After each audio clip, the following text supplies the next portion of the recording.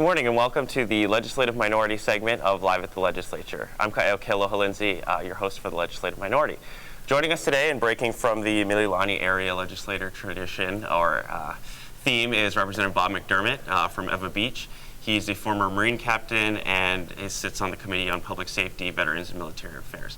Representative McDermott, good morning. Good morning, Kyle. How are you doing? Good. Thanks for joining us. Well, I hope the folks are still with us after sitting through the Night of the Living Dead with those previous two segments, but we're going to get a little energy here. So fire away at your questions. Speaking of firing, we will be talking about guns today.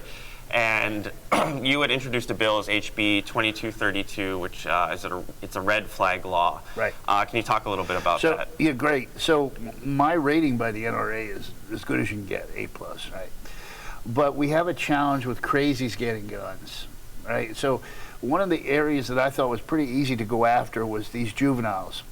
Troubled juveniles who are in trouble with the law constantly, have a documented history in juvenile court of being mentally unstable. These are the kids who put cats in microwaves, right? So just because they turn 19, we don't want them to go buy a shotgun or a long rifle. They can't buy a pistol till they're 21 here. So that was the intent. So the law enforcement could access those juvenile records. Now, as you can imagine, there was some brouhaha from the public defender and the NRA guy, which that's his job, I understand. But you know what? All the NRA folks, all the gun owners who were there, and I was in the hearings testifying, it's my bill, not one of them said this is a bad law. Not one of the regular rank and file gun owners thought it was a bad idea. Because you see, they don't want the crazies to have guns either. So this is one way we can capture that. You know, we have 300 million people in America, and the chances of a crazy getting a gun are pretty high unless you ban them all, which is what the left wants to do. So we have to take these common sense solutions and try and look at capturing the behavior.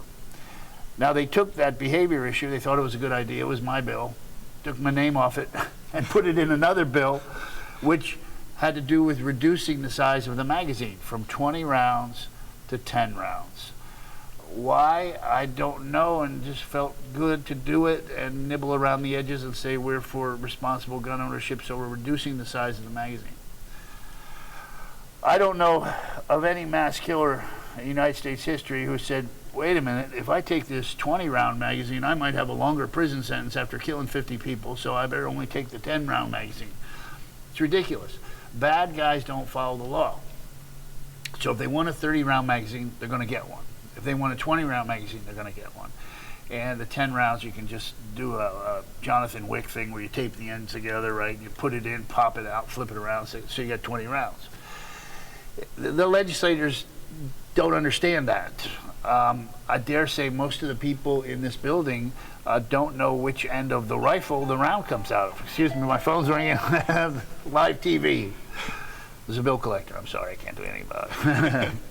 So most of them don't know which end of the rifle the round comes out of. So that's what you're dealing with. And then Oahu's very urban. The neighbor island folks have much more of an affinity for the willingness to carry a shotgun or a rifle or something like that.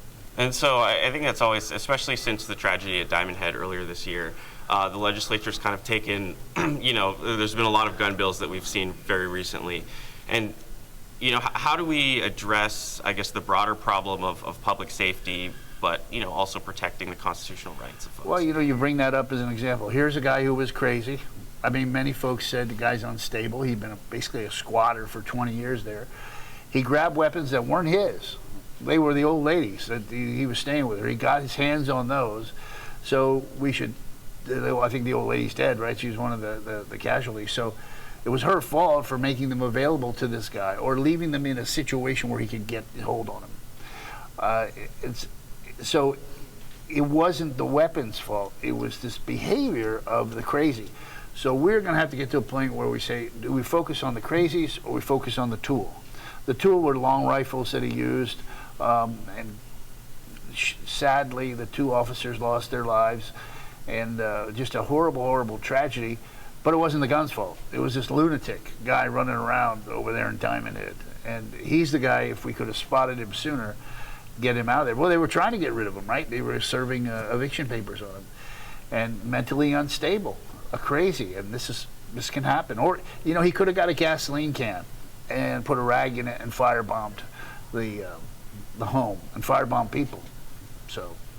And back to the bill that you introduced, what was the process that you went through before drafting it? Were there other states that had introduced similar legislation? You had a meeting with, key community members or stakeholders? Well, yeah, there were some other states, I think, and what brought it up was that kid down south who did the mass shooting had developed a kill list, and the high school authorities had gotten it, and we missed so many red flags with that person. And then he ended up eventually, I guess, taking his mother's weapons or somebody's and went to school and did a school shooting. There were warning flags, and we didn't execute on them. Here, kill list, okay, automatically, until you're 26, you can't get a weapon. If you want to get a weapon at 23, you have to go to a psychiatrist and have him verify that you're not a threat anymore. And what's some of the indicators? I think in the bill, it's a diagnosis from the American Psychiatric Association. So Right. are there examples of, what those red flags might be? Well, as you know, the legislation, it's a process, right? So you go in with some benchmarks. I think we had three. The benchmark was 3 instances that are adjudicated by a family court judge or a judge that would deal with, which is family court, minors. They say, hey, this guy's got a problem. And short of sending him to the juvenile home, we're doing X, Y, and Z. Probably shouldn't have a weapon at 19, right? Probably shouldn't. There's a lot of kids who are 19 that aren't mature enough to do that. Lucky if we get most kids to clean their room at 19, right? Or 18. So having a gun is serious business. And if the juvenile, this was a way to identify crazy juveniles, right? That's all it was. Adults, it's a little more difficult.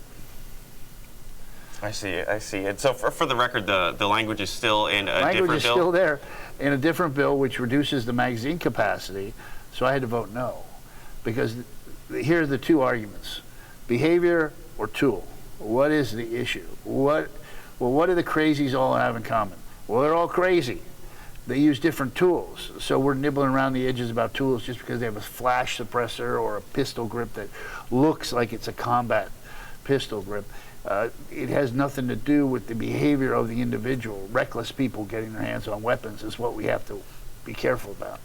Brett McDermott, former Marine captain and legislator from Long Beach. Thank you for bringing the energy to us this morning. Hey, we got some energy. Yeah. All right, Kyle. Thanks for joining us. To the right. viewers again, for updates between now and next week, you can follow us on Twitter, Instagram, and Facebook at High House GOP.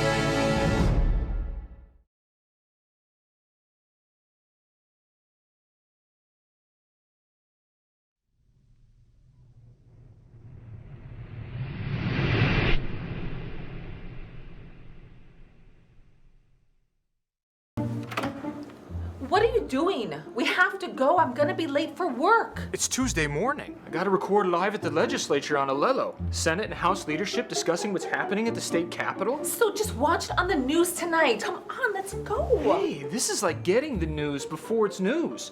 If only I could get this remote to work. There. Can we go now?